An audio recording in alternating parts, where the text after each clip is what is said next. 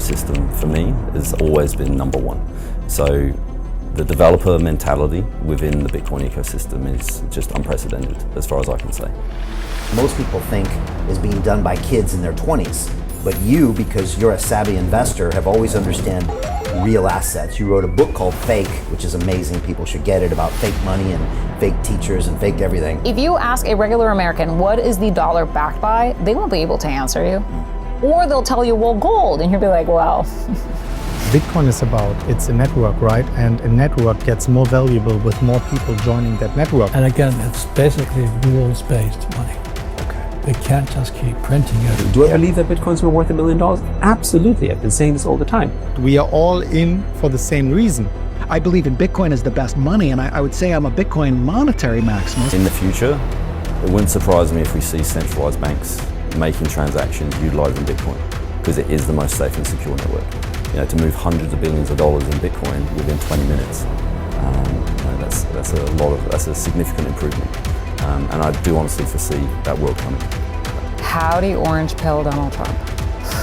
Banco Popular in Puerto Rico debanked me solely because the company paying me, the name is Bitcoin Conference.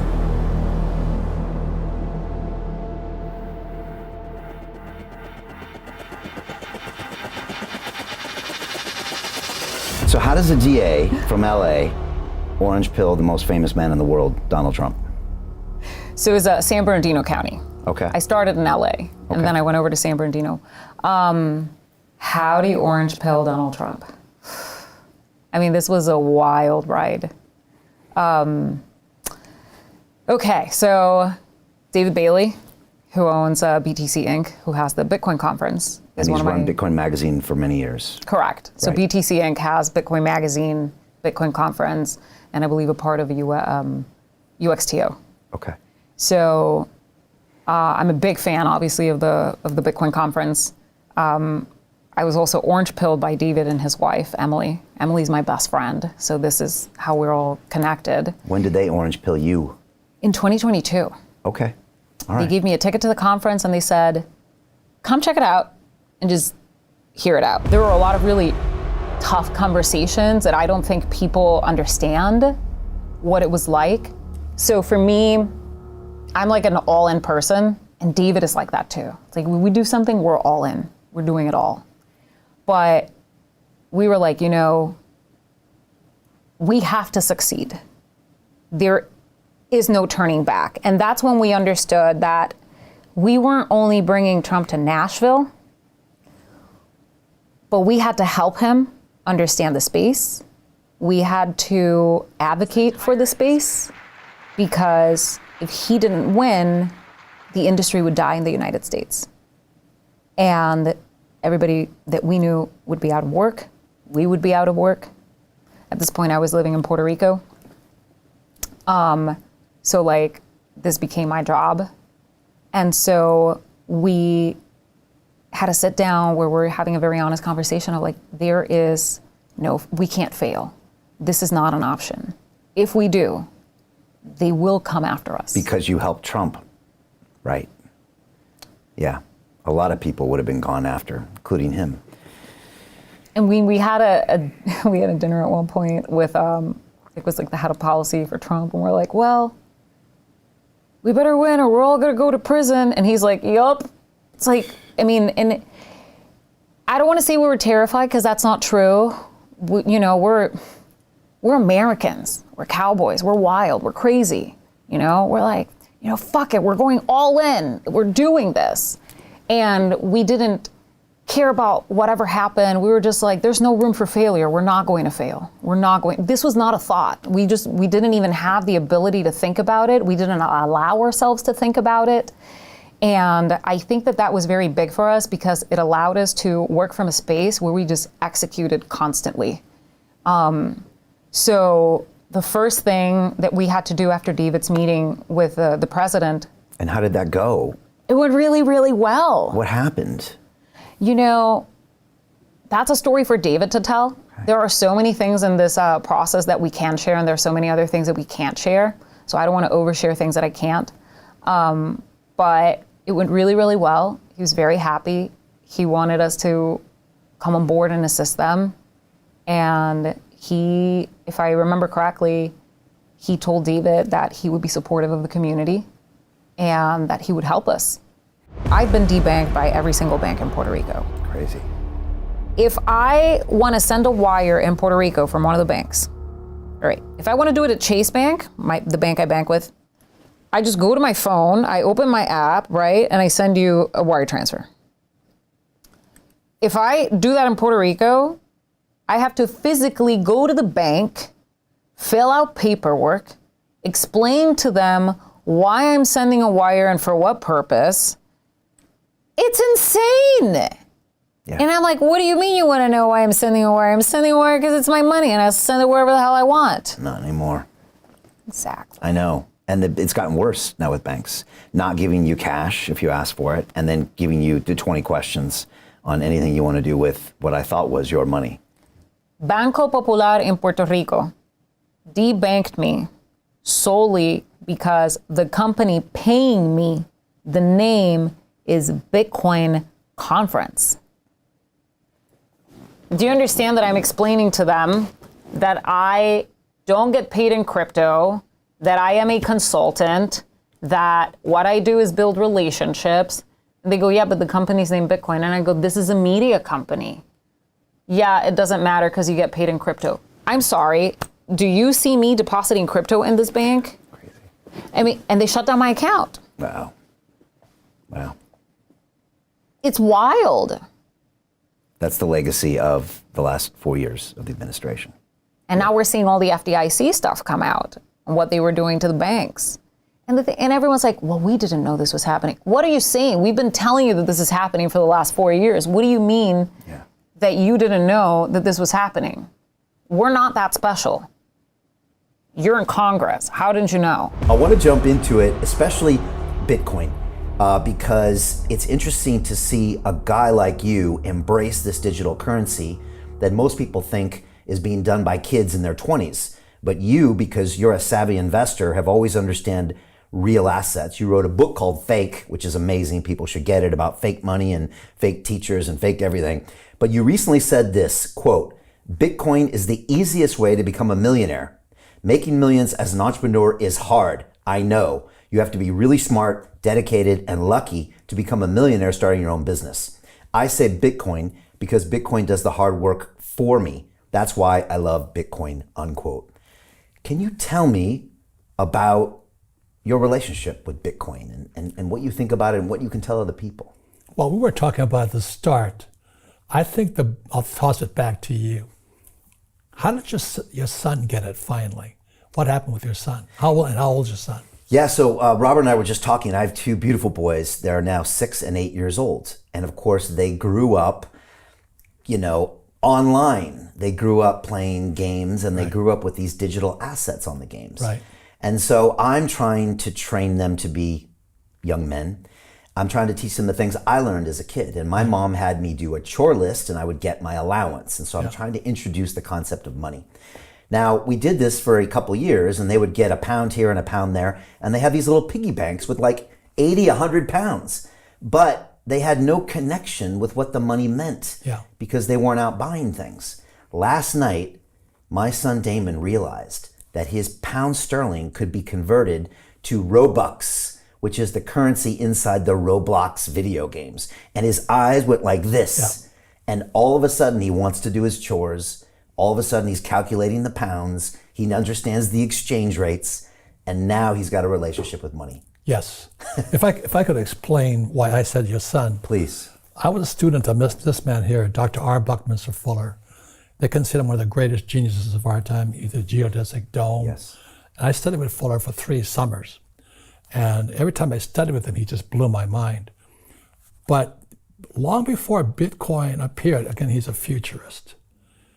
He said the future of money is game money, electronic, crypto, exactly as your son did. Wow. So I'm listening to this guy going, if they're going to be electronic, and it's really tough to grasp, because all you need is a dollar bill or coins.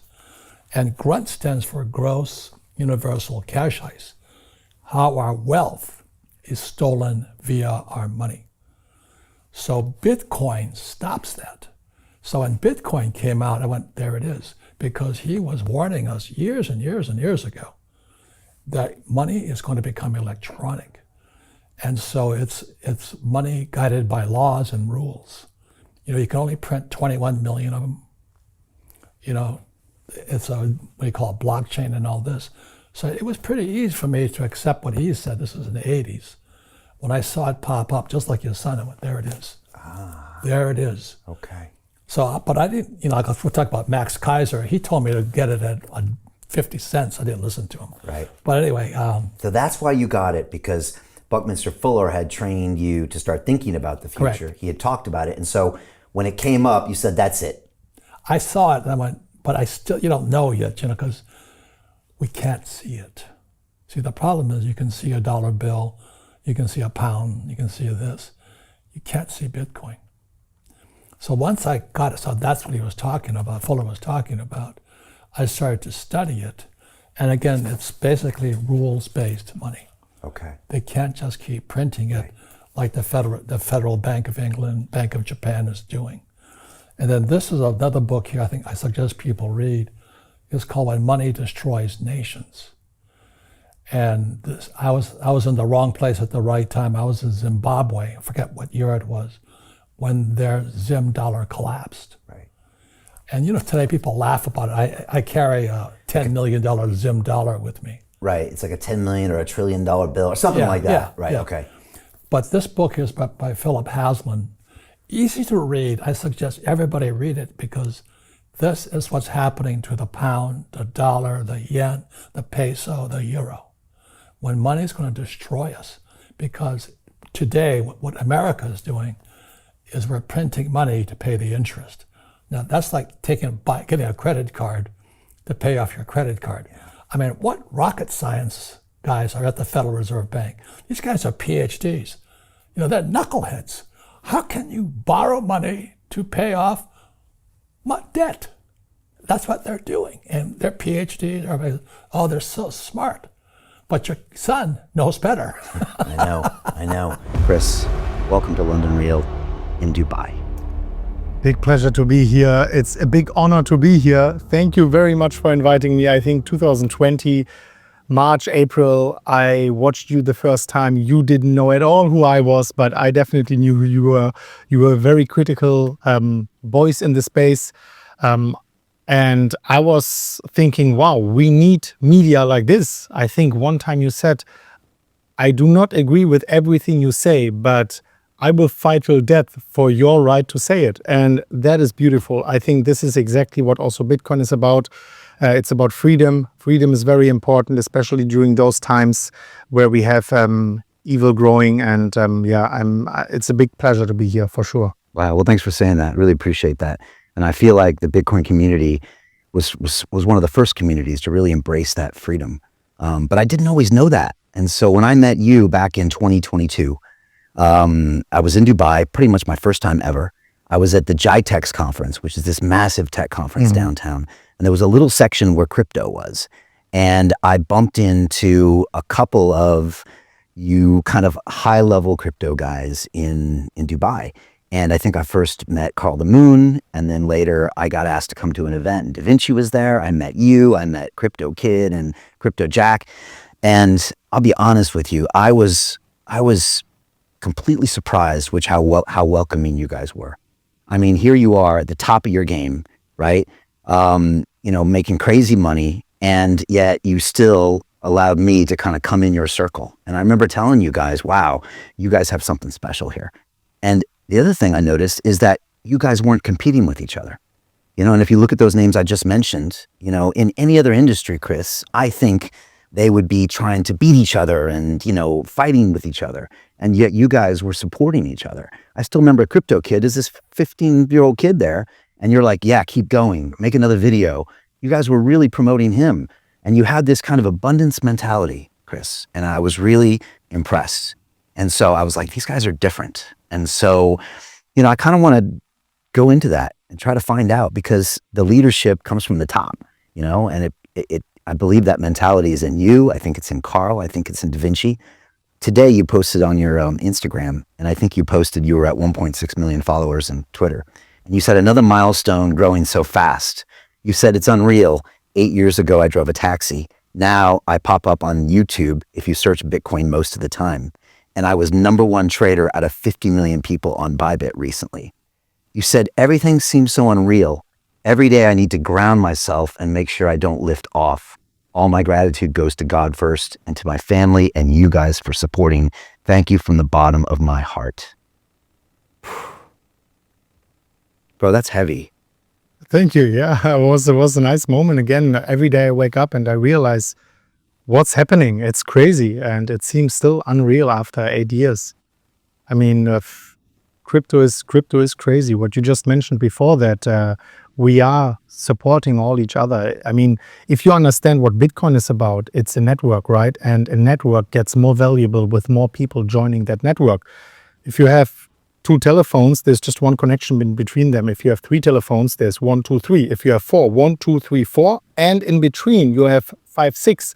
So it exponentially grows. The more people are joining the network, exponentially, the more valuable the network becomes.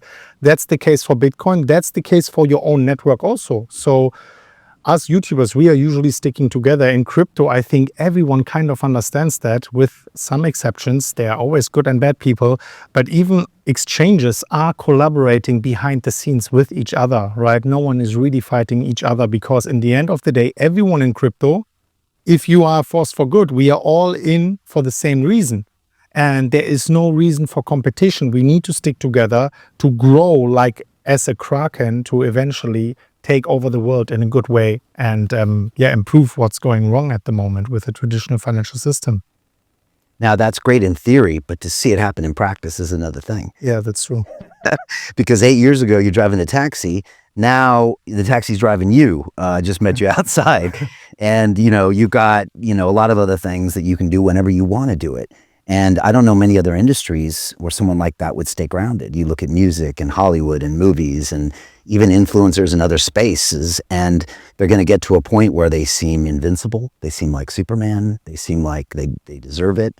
And yet I always see you kind of grounding yourself. I see you at conferences. You take pictures with everybody at the conference. And this is something even more. You actually sit there and listen to these people, and then you look in their eyes. And I was watching you at Blockchain Life. And again, people come up to me, and I'm introverted. I think you're introverted too. I get exhausted after that. I mean, people don't understand, if you're an introvert, after 50 or 100 interactions, I have to go home and be alone for a long time. Yeah. And I've seen you there, and you're not just like, yeah, bye. You're like listening to the person the whole time and giving a lot of your time and energy. How do you still do that?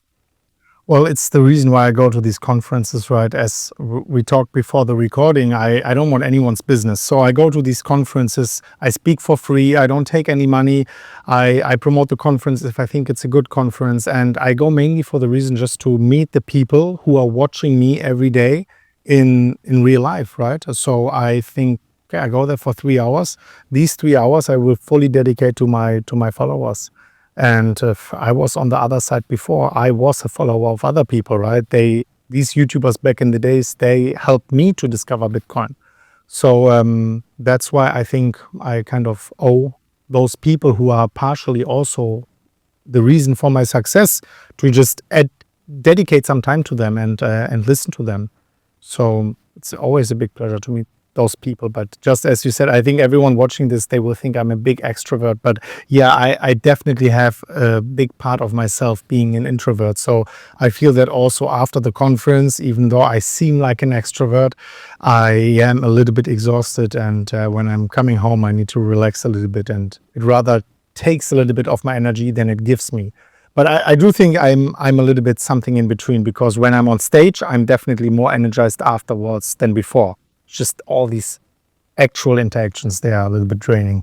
Yeah, I think we need a new word, because it's not one or the other. It's not black or white. It's like some weird combination. Yeah, I think we are very similar in regards to that. I think here's a secret for a lot of people listening or watching, is that most YouTubers are introverts. And yet you wouldn't think that, because here they are talking and screaming and whatever they're doing. But if you meet them in real life, a lot of times they are introverted, but YouTube is their medium for connection and expression.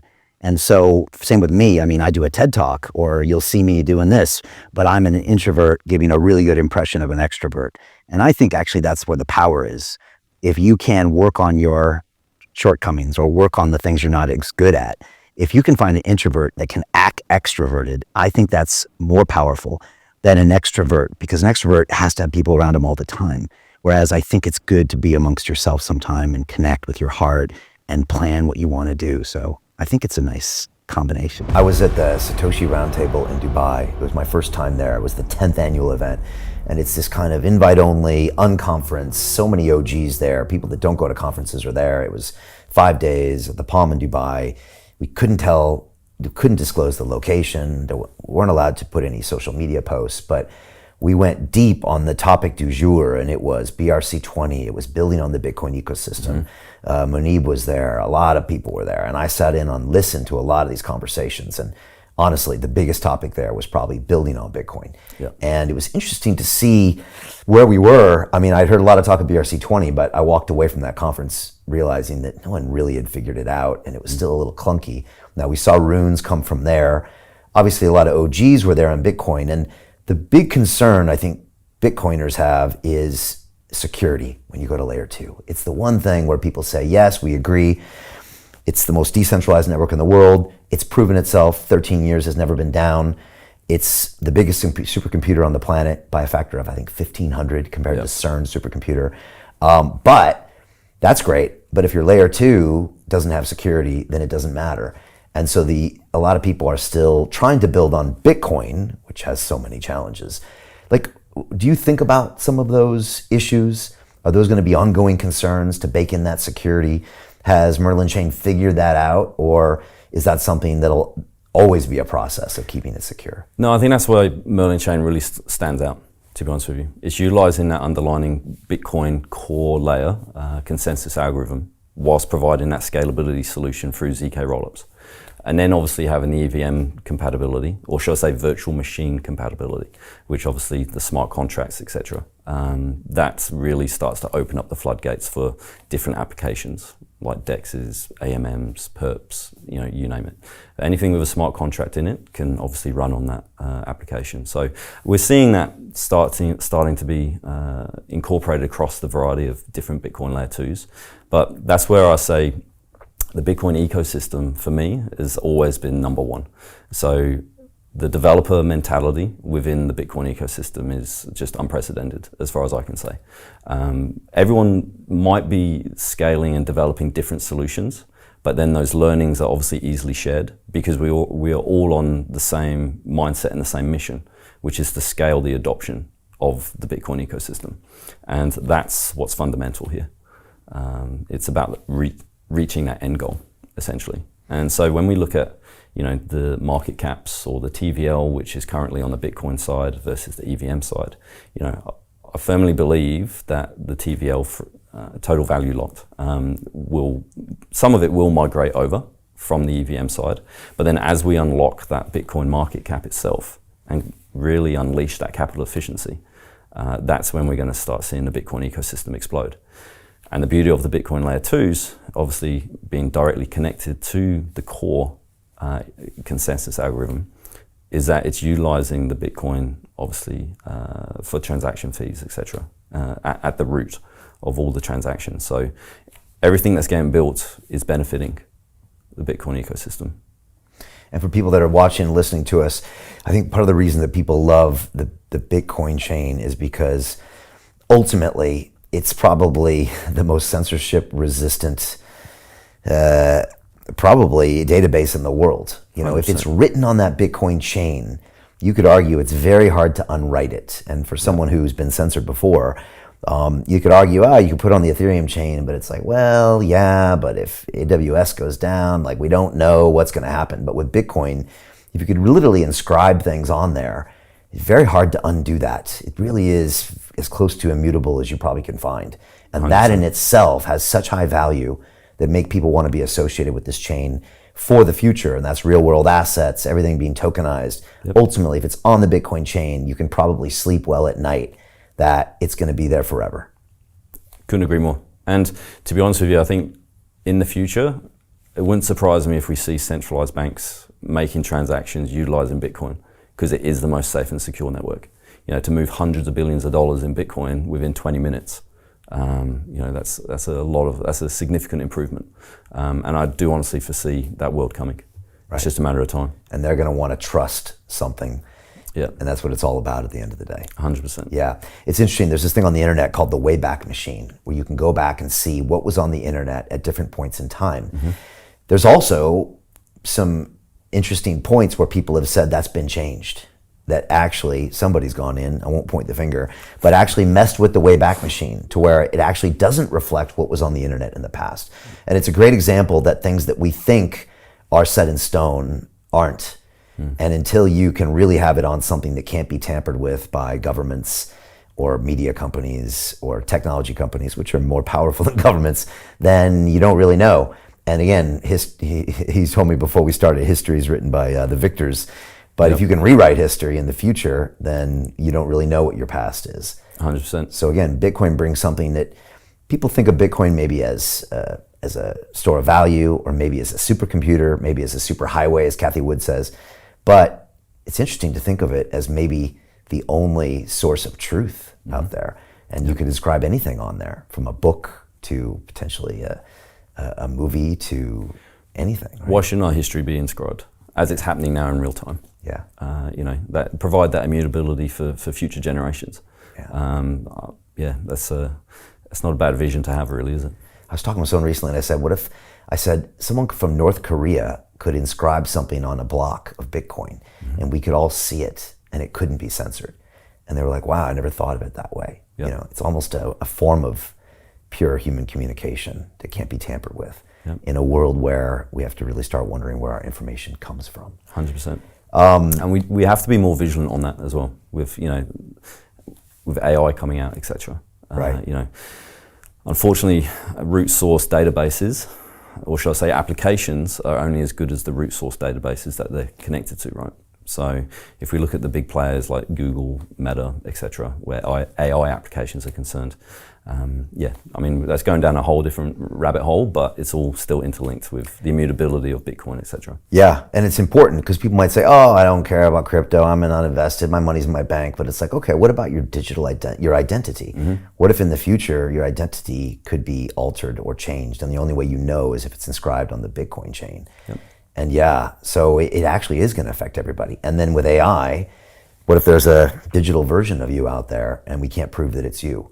Yep. So this will become important to everybody very soon. It's happening a hell of a lot quicker than people can think. Yeah. And it's normally, unfortunately, a lot of people don't really realize it's happened until it's staring them in the face. But then that's where I think in the digital age, with the developers that are in this industry, you know, advocates of Web3 and decentralization, self-sovereignty, etc.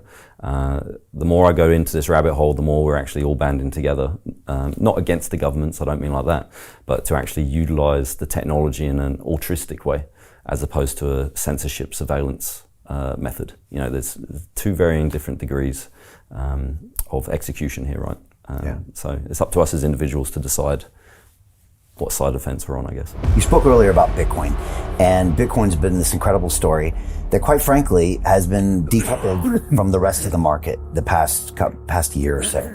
And so, like you said, you know, right now we had a pretty massive action from the United States on Iran over the weekend, and Bitcoin is still above 100,000. You know, it's at 101 and change, down from an all-time high of 12, and maybe down from 104, 105 before that action. And it's become kind of I guess could be called the risk-on asset over the weekend because not much else trades. But we've also seen Bitcoin dominance going even higher and higher and higher. I think it hit 66% over the weekend. And Benjamin Cowan, who runs Into the Cryptoverse, is a former guest. He's cheerleading it the whole way, much to the chagrin of altcoin holders, you know, maybe like us. Is this ever going to stop? Because Bitcoin seems to be taking all the air out of the room. We have seen the Ethereum ETF pick up recently. I think it had 15 days straight. Some people say that stable coins are the Ethereum Trojan horse into Wall Street, but altcoins have been struggling in a significant way. That includes gaming tokens. That includes lots of things. Is this going to continue? Is there any respite in sight Or is Bitcoin going to continue to suck all the air out of the room, especially with all these treasury companies? Yes. There's 113 public companies that are now buying treasuries at the last glance. That probably means, and I'm not joking, it's probably up to 140, 150 by now of people that are thinking about it. Yes. So what is your call on that? I'm sure people ask you about this all the time, Yeah. including your investors. Yeah. So first of all, the whole sort of buying Bitcoin as a treasury asset, there are those who really believe in it, right? And we just backed one ourselves called DDC Enterprises. Okay. What country? It's US listed. US. Okay. But Norma, the founder, she's Chinese. Okay. And she basically got a lot of support from Chinese Bitcoin holders to do this play. And it's done very, very well as well. So, and again, long-term prospect for Bitcoin. We're totally positive on this one. Yeah. But I think the one thing, and I said this before on your show to understand, is that when Bitcoin does well, ultimately, it's great for the entire ecosystem because of the permissionless nature of crypto and of tokenization. You actually don't have a monopoly effect. So as much as people say, oh, look at Bitcoin sucking out all the air, at the end of the day, when you make money on Bitcoin because it goes up, you end up putting it somewhere else. And when you put it in there, whether it's through leverage, right, which is the other point here, right? Like part of the reason why when the markets deleverage so quickly is that because they've leveraged their Bitcoin to do something else in the crypto space, whether it's DeFi or other tokens or that kind of stuff, then actually it just shows that the more money you make in Bitcoin, the more capital flows into the rest of the ecosystem. Well, Michael Saylor's not putting capital in the ecosystem. Yeah, but the treasury companies aren't putting capital in the ecosystem. The maxis aren't doing it, and Yes. the hodlers aren't doing it. They're just going to hold. But that's not true. The hodlers actually are looking at ways in which they can generate yield from this. Some are. Yes, exactly. If they can find a way without. And so the yield plays of Bitcoin are starting to be that next wave, right? In terms of basically doing stuff there. They've so far disappointed. Yeah. That's because the yield, it's conservative yield. So we're talking about single digit percentage, right? So if you want to compare it to altcoin gains, you can't basically look at it the same way. Questions about custody and Correct. that kind of thing as well. Exactly. But very, very quickly, just on this point, is that when Bitcoin increases in value, at the end of the day, we might say, oh, look at how it's taking out the sort of, all the air out. But actually, really what's happened is that the sort of altcoin space has been more diluted with many, many more tokens. When you look at the total market value of altcoins, actually, they've done fairly well as well. So at the $3.4 trillion of market cap size, I think Bitcoin's about 1.6 trillion, right? Give or take, maybe something like that. Or two. It depends on which day you're looking at, right? Yeah, okay. But once you take out stablecoins, it was about like 300 or 400 billion. The rest is altcoins, right? So that market has grown, but it's just been distributed over many, many more tokens. Right. The second thing is when you take a look at, for instance, and we can get into things like Ethereum and Solana and some of the big ones, because certainly I would say a lot of people look at Ethereum specifically. They're not looking at the new tokens. They're looking at Ethereum specifically and saying, oh, look how that's disappointed. And then in their mind frame, they're like, okay, well, if Ethereum's done badly, then what about all the other ones? Discounting the fact that over the last year, essentially, millions of new tokens have launched, of which at least hundreds of them have done phenomenally well, right? Including our own Mocha token, for instance, which was, if you think about it, it didn't exist before and has a $600-700 million value even in this kind of market, for instance, right? Yeah. Or if you look at, for instance, the launch of something like, basically the Pengu token with Pudgy Penguins, right? Sure. I mean, we believe that both of these tokens should be worth more? Yes.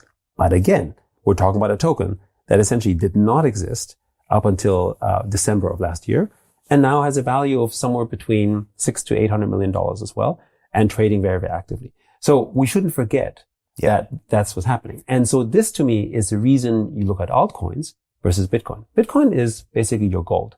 So it's your reserve asset, right? But if you want to take sort of opportunities of fast growth, it's always going to be in altcoins. You're not going to have Bitcoin go, 100x or even 10x. I mean, it will go there, but it will go there over time. Do I believe that Bitcoin's worth $1 million? Absolutely. I've been saying this all the time. One of your pet peeves is when people say Bitcoin's not backed by anything. Yeah. Can you talk about why that bothers you when people say that? Well, it's a silly saying because there's this idea that fiat is, backed by the military or something. If you say, well, what's fiat backed by? Well, we have armies. Okay, so what's your army going to do? You're going to make me You're going to kill me if I don't use your money? You're going to bomb me if I don't use your money? Okay, you can do that. You did it with Saddam. He said he was going to go off the dollar, so you bombed him. And you bombed somebody else, and you keep bombing. But eventually you're going to run out of money to pay for your bombs, and I'm going to be stuck with my good money, and you're going to be stuck with your bad money that you printed out of thin air to reward banker cronies and bomb people all over the world. So that doesn't convince me that backing it with the military means anything. It's kind of a meaningless term. It's not all money is backed ultimately, because if governments had the power to back something by military or just we say it's worth this, then Zimbabwe would be the richest country in the world. I have in my bag there, I have I think $100 trillion Zimbabwe note. I'm sure you've seen them. People keep them as souvenirs. Politicians don't have that power. They have ego. They have narcissism. They think they have that power. They think that they can decide things, but it's not a real thing. Ultimately, all money is backed by people's belief in it. And if we believe something is better, and that's usually based on those principles that I mentioned, how limited in supply it is, how scarce is it? How rare is it? How portable is it? Can you divide it? Is it accepted? Do people understand it? And that's what's going to make people gravitate towards. That's why they gravitated towards gold and silver and copper and the US dollar, and every other currency that has succeeded and failed over history has gone through those iterations. Yeah. Downside of the Bitcoin ETF, what will that be in your mind?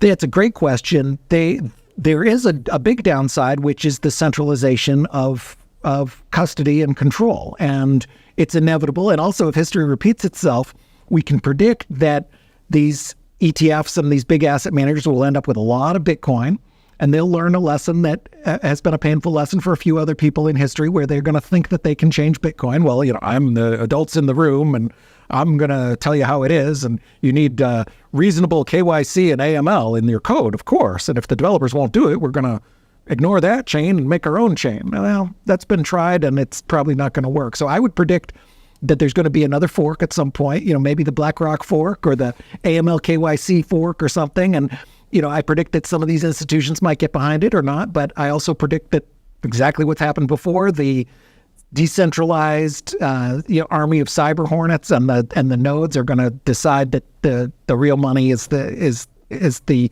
Bitcoin that we have. Okay. So you will have people trying to exercise control, and you do have central points of failure with custody, and you are removing yourself a little bit. The other thing is, it's a way for government to gain more control. If you have your money at Merrill Lynch in an account, and you buy BlackRock, it's trivially easy for them to seize it. And that's one of the great things about Bitcoin, is that if you actually own your own keys, it's almost impossible for them to seize it. And that's important, because we are in a world where we have more and more government authoritarians trying to seize people's money and stop people's money. And in a digital world, that's a power that you can't have. What about the tail wagging the dog, where before we kind of felt like we could understand the Bitcoin spot market as volatile as it is, but now you got this big ass tail called an ETF that can literally wag the dog sometimes with flows that the crypto people will probably be like, what the hell's going on with this spot market? Yeah. We've never seen this before. Do you think that will happen? Sure. And you can also have the side effect of mass retail, who can be even worse than the mass retail Bitcoiners. You could have a big sell-off caused by panic, and a bunch of people sell their ETFs. Those ETFs are going to have to liquidate. If the ETF gets $1 billion in liquidations, they're going to have to liquidate $1 billion Bitcoin, no matter how well they believe. The manager, there's no manager who can decide like, well, I'm going to hold it anyway. No, they've got to liquidate it. So there's those kind of things. But we've dealt with similar issues before. It's just on a bigger scale now. Okay. What about non-Bitcoin blockchain? What are your thoughts on that this entire industry? I actually mentioned to somebody this week about this Tush Roundtable, and he said, "No, I can't go to that because it's a bunch of maxis." And I was like, "No, I don't think that's what it is. I know Bruce, and I don't think it is. I think it's just the young conference for that." So, what are your thoughts on games and DeFi and SocialFi, and how do you feel about that compared to Bitcoin? Yeah, it's funny. We have maximalists who are afraid to come because they think it's going to be too many alternate projects, DeFi, Ethereum, whatever, and we've got people from that who think it's too many maximalists. It's a nice mix, and I think and hope it reflects my philosophy is a little different than a lot of the people who've been in the space. I'm not on one camp or another. I'm a free market maximalist. So I believe in the ideas. I believe in Bitcoin as the best money, and I would say I'm a Bitcoin monetary maximalist. I think it's the best form of money, but where I differ from other, what you might call Bitcoin maximalists, is I'm also certainly open-minded to these other things. I think there's other uses for blockchain technology. Anything where you want to disintermediate a ledger, which could be securities, it could be collectibles, it could be, even art, things like that. I think these are real use cases, even something in NFTs. And there's certainly a lot of silliness, a lot of scams, a lot of crazy, way overpriced stuff with ETFs, NFTs. But it's also valid. I mean, art and collectibles is a big industry. There's people buying virtual suits of armor in their Warhammer game for thousands of dollars. This is a thing in reality, particularly with Gen Z.